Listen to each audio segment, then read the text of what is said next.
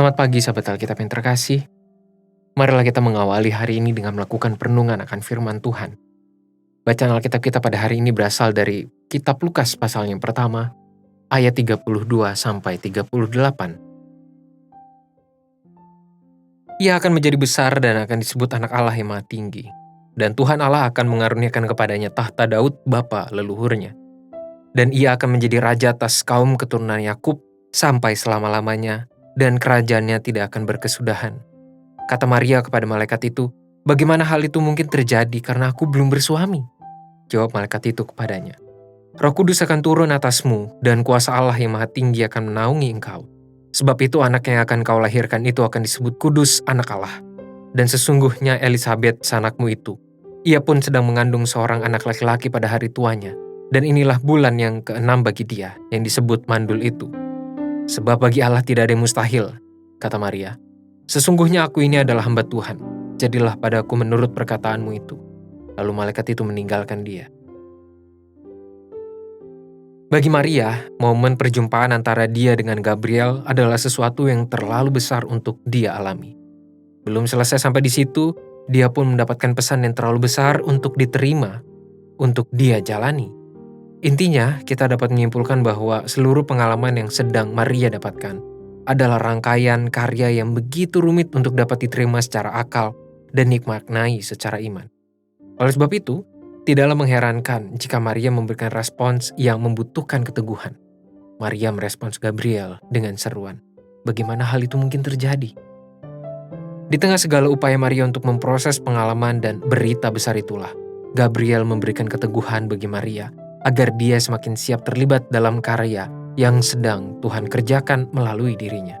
Gabriel membahas perihal tindakan yang Tuhan lakukan melalui Elisabet, saudaranya yang sudah terlalu tua dan tidak mungkin menurut akal manusia untuk mengandung serta melahirkan. Melalui semua respons tersebut, Gabriel memberikan sebuah pernyataan besar. Sebab bagi Allah tidak ada yang mustahil. Sahabat Alkitab, pengalaman Maria dalam respons Gabriel dan respons Gabriel kepada Maria telah membawa kita kepada sebuah permenungan bahwa karya Tuhan sering kali terlalu besar untuk dapat kita terima dan yakini. Meski demikian, kita perlu menyadari bahwa kuasa Tuhan terlalu besar untuk dibatasi oleh kemustahilan. Artinya, Tuhan dapat mengerjakan segala sesuatu yang Ia ingin lakukan melalui diri kita. Itulah sebabnya kalimat "bagi Allah tidak ada yang mustahil" merupakan sebuah seruan sekaligus undangan. Kalimat itu adalah seruan untuk menyadarkan setiap umat tentang betapa besarnya kuasa Tuhan yang dapat terwujud dalam hidup dan melalui diri setiap umatnya. Kalimat itu pun menjadi undangan bagi setiap umat Tuhan untuk merespons kuasa Tuhan dalam kesungguhan iman yang berserah penuh kepadanya. Inilah yang Maria lakukan ketika ia menjawab Gabriel dengan pernyataan, "Sesungguhnya aku ini adalah hamba Tuhan. Jadilah padaku menurut perkataanmu itu." Kita tidak dapat meminta penggenapan kuasa Tuhan terwujud dalam kehidupan ini, namun enggan untuk membangun iman yang teguh. Kuasa Tuhan memanglah sangat besar, hingga tidak ada sedikit pun kemustahilan yang dapat merusaknya.